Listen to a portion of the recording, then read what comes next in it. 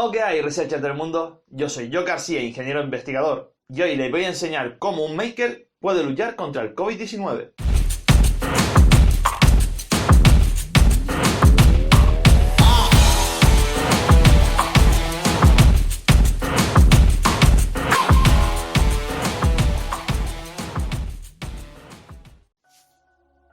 Así es, amigos, llevamos ya aquí en España varias semanas de encierro, pero para nosotros los makers estas semanas no han sido semanas de estar en casa haciendo nada. ¿Por qué? Porque los makers, una vez más, han sorprendido a toda la comunidad mundial y ante una pandemia como esta han sabido reaccionar. ¿Cómo lo hemos hecho? Pues a medida que el COVID-19 ha ido creciendo a lo largo y ancho del mundo, se ha ido notando cada vez más la falta de EPIs que tenían sobre todo los centros sanitarios. Cuando digo centros sanitarios, tampoco olvido por ejemplo, las residencias de ancianos, los farmacéuticos y todas aquellas personas que trabajan de cara al público con gente que puede estar enferma incluso sin saberlo, ¿vale? Entonces, esta pandemia, al ser tan grande y tener unos recursos limitados de estos equipos de protección, se empezó a denotar una falta de ciertos equipos clave, como pueden ser las viseras de protección y las mascarillas. Y es en ese punto en donde se empezó a crear una burbuja cada vez más grande de gente que en su casa tenía una impresora y quería ayudar. Y la única forma en que empezamos a ver que podíamos ayudar era fabricando ciertos tipos de EPI.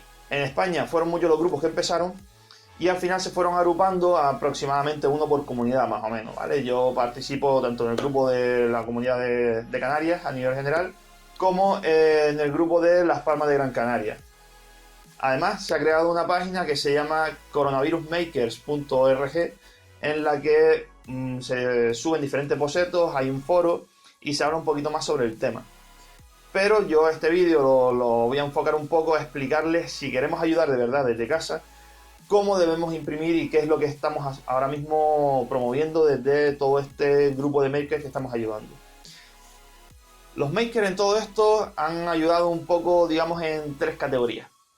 La primera de ellas es la más técnica, que se escapa un poquito del maker medio de casa, que es la fabricación de respiradores. A día de hoy ya estos respiradores son muy complicados de hacer, sobre todo porque necesitan validaciones de sanidad que son muy complejas, porque son máquinas de las cuales dependen la vida de algunos enfermos, y esto queda un poquito más relegado a profesionales un poco más expertos. Después también se ha trabajado en mascarillas. Aunque hay un montón de diseños de mascarillas, sobre todo en páginas como Singverse, yo desde mi punto de vista particular, Joe García, es mi opinión, no deberíamos estar fabricando mascarillas pensando que nos protegen del coronavirus. ¿Por qué? Porque estas mascarillas tienen que quedar muy bien aisladas a la cara, por lo tanto tienen que ser de material flexible, tienen que ser totalmente tupidas, no puede pasar nada de material, y el elemento filtrante debe ser un elemento de calidad. Por ahí lo llaman filtro EPA, que es que tiene un agujero de 0,3 micras. Esto es algo muy pequeñito. Todas estas cubrebocas que se llama por internet, que se fabrican en telas y demás, no sirven de nada si no ponemos el filtro correcto. Por lo tanto, esto creo que también se queda un poquito fuera del margen de los makers. Pero ¿en dónde hemos podido ayudar? ¿Dónde se está viendo sobre todo el punto en el que más fuerte hemos ayudado? En las viseras de protección. Estas viseras, aunque hay una muy conocida que es la de Joseph Prusa, aquí en España cada comunidad ha ido desarrollando la suya y hemos optimizado los tiempos de impresión y demás. Aquí en Canarias empezaron con un modelo y van por la optimización, la iteración 06, que es la que estamos fabricando en masa. ¿Por qué? Porque es muy rápida de fabricar, cumple con todo lo que los requisitos que pedíamos y además un punto muy importante, al menos aquí en Canarias, esas viseras están validadas por sanidad. Han habido casos en otras comunidades en las que se han fabricado viseras y a la hora de entregarlas el hospital ha tenido que rechazarlas porque no estaban validadas, ya que esto no deja de ser un elemento de protección y aunque nosotros pensamos que vale más algo que no tener nada, en el hospital no puede entrar cualquier cosa. Por lo tanto, nos tenemos que asegurar de que la visera que vayamos a imprimir esté validada y vaya a ser utilizada de forma correcta. Les voy a comentar un poco ahora cómo debería ser el proceso correcto de fabricación de estas viseras. No podemos olvidar que esto es para luchar contra un virus, por lo tanto debemos hacerlo de la forma más limpia posible. Mi procedimiento de trabajo diario es primero una desinfección de las máquinas. Para desinfectar las impresoras estoy utilizando una mezcla de agua y lejía. Están recomendando una proporción de un 5% de lejía en el volumen de agua. Con esta proporción de agua y lejía estoy limpiando primero la máquina para asegurarnos de que la máquina parte de una base de limpieza absoluta y totalmente desinfectada. Una vez tenemos la impresora limpia, trataremos de utilizar siempre guantes y mascarillas cuando estamos tratando con estas viseras, ya que nosotros sin saberlo podemos estar contagiados y de esta forma evitaremos contaminar ninguna visera de las que hayamos fabricado. Cuando ya tengamos nuestros elementos de protección puestos, empezamos la fabricación de la visera. No podemos obviar el hecho de que el proceso de fabricación se realiza en torno a los 220 grados y las camas, si tienen cama caliente, suele estar en torno a 60 grados. Por lo tanto, intuimos que la visera en parte estará desinfectada. Pero para garantizar que esa desinfección es total, una vez se termine de imprimir la visera, vamos a proceder a limpiarlas una a una. Y en mi caso, las estoy enviando embaladas. Una vez sabemos cómo debemos hacer el proceso de fabricación, les voy a dar algunos consejos de cómo configuré yo mi impresora, mi Ender 3, y de cuáles son los fallos más típicos que suele dar la fabricación de estas viseras. Ahora iremos al ordenador y veremos qué configuración he estado utilizando. Vale, lo primero que les voy a enseñar es de dónde saco toda la información, que en este caso es de la página de Coronavirus Maker, como vemos aquí en el logo. Estas son las viseras que estoy imprimiendo, son las que ya les he dicho que están validadas y las que además son las más rápidas de imprimir, por lo tanto tienen todos los factores a su favor. Vemos que la gran innovación es que en este tipo de viseras se puede utilizar cualquier tipo de grosor en el film transparente, porque esta curvita de aquí hace que se quede fija, tenga el grueso que tenga. Así que nada, vamos aquí a la parte de archivos y descargamos la visera plana. La visera es 0.6 y ya tendríamos nuestra visera. Pero antes de ponernos a imprimir, ya vemos que aquí tenemos unas ranuras muy finitas y la impresión debe tener una muy buena calidad desde la primera capa. Por eso vamos a tener que calibrar muy bien nuestra impresora. En mi caso, utilizo como primera herramienta el sistema de nivelación de Chip, que es un youtuber que le voy a dejar en la pestaña de arriba el enlace, que está bastante bien, aunque habla en inglés, por lo tanto debemos dominar un poquito el idioma, pero es bastante fácil de entender. Así que, como ven en pantalla también, yo lo estoy calibrando y es muy sencillo. Una vez tenemos la cama totalmente nivelada, pasamos a hacer un ejercicio de expansión horizontal.